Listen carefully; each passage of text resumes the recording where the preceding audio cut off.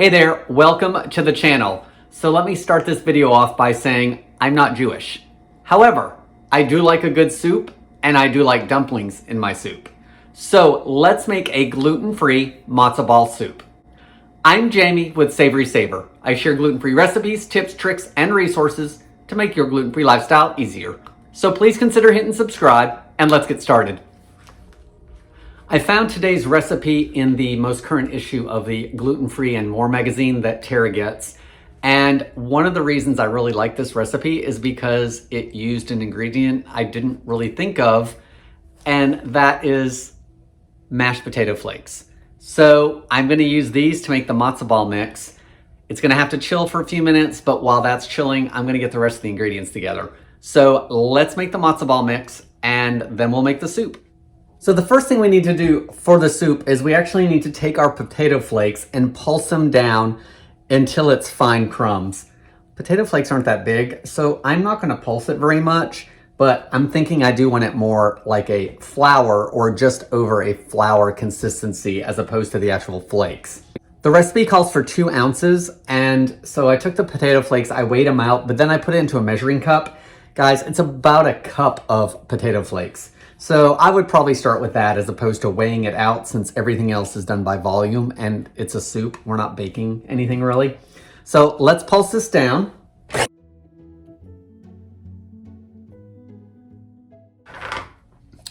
Okay, so I pulsed it about 8 times and everything looks like it's about the same size.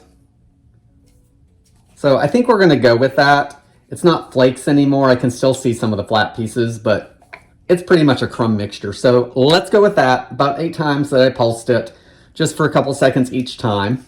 I've got a medium bowl here, so let's add the potato flakes to that. Now let's add the rest of the dry ingredients. Everything is half a teaspoon each. So I've got half a teaspoon of baking powder, half a teaspoon of baking soda, half a teaspoon of kosher salt, half a teaspoon of garlic powder, and half a teaspoon of onion powder. So let's add all those. I'm gonna get everything a little mixed now. So that's all whisked together. Let's actually get our wet ingredients ready and then we're gonna combine it.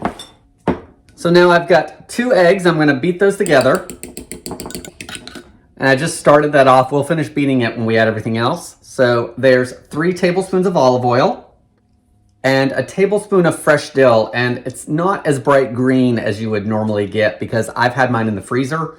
I had some extra at one point, and so I just took off all the fronds, froze them in a single layer, and then popped them in a freezer bag so I would have it for later.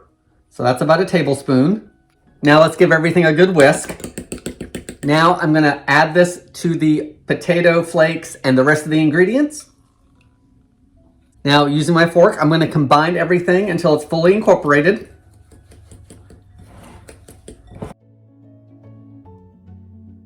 All right, so everything's mixed together. There's no dry patches. Now I need to chill this for 30 minutes and the recipe says it will firm up some more as it chills. So I'm gonna cover it, firm it up, and we will go over the other ingredients while this is in the fridge. So for the remaining ingredients, you're gonna need 3 large carrots that you have peeled and diced, 1 medium onion, peeled and diced, 2 cloves of garlic, minced, an additional tablespoon of dill that has been chopped up for the final soup, 2 quarts of chicken broth, and it does say a cup of chicken is optional. I opted to cook about a pound and a half of chicken breast up, so I'm gonna add the chicken.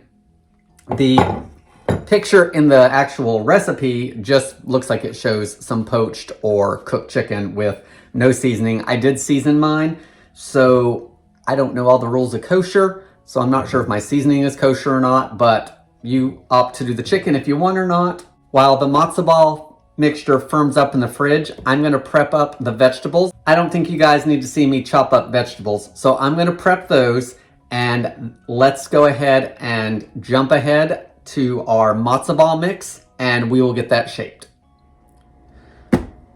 It's been a half hour. Let's open it up.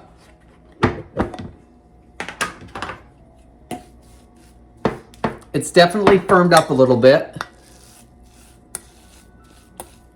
And now I'm gonna shape it into balls. So the recipe says 2 teaspoons. This is just under a tablespoon, I think. I'm gonna use this to make it easy for me.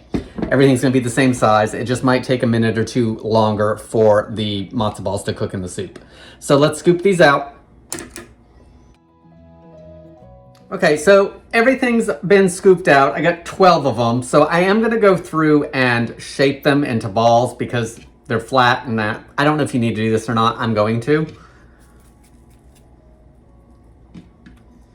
I'm just gonna smooth them out a little bit. Plus, that one looks like it was not sticking together well, so that's gonna help with those. All right, I've shaped them into balls just a little bit better. So now I'm gonna pop them into the fridge and we're gonna start the soup. For cooking the soup, I've got my soup pot here and I've got about 2 tablespoons of olive oil in the pot. I've let it come up to heat a little bit. I've got it over medium heat. So now I'm gonna add that 1 chopped onion and those 3 chopped carrots.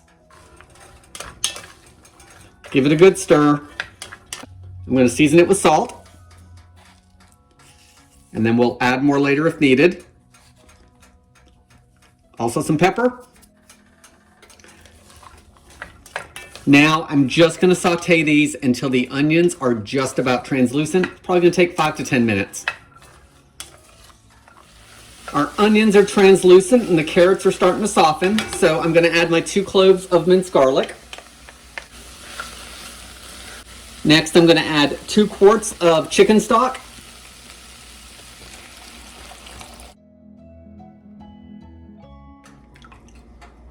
Now I want to turn my heat up to high and bring this to a boil. Our soup has come up to a boil, so now I'm going to drop my heat down to low because we want it to simmer. I'm going to add my matzo balls, so I'm just going to gently drop them in. Now I'm going to put a lid on it, and you want to cook this for 20 to 30 minutes. The matzo balls will float to the top when they are ready to go, and just before it's done, I'll add my chicken to warm that through. It's been 20 minutes. Let's see what our soup looks like.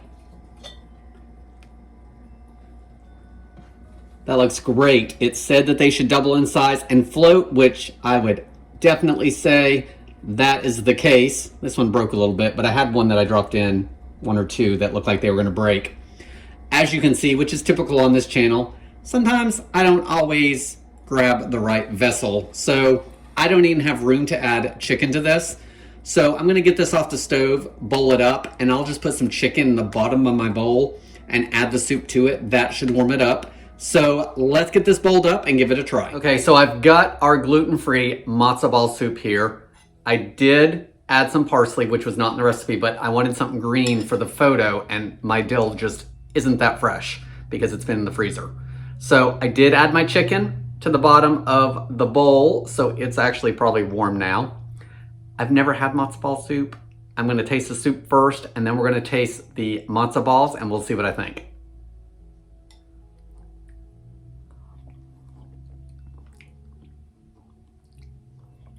Okay, as far as the soup goes, it's chicken soup, guys, and who doesn't like a good chicken soup?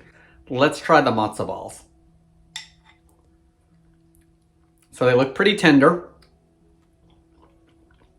They are cooked through. In regards to a dumpling, they are much lighter than dumplings that I've had in the past that are like typical dumplings with gluten. I really like them.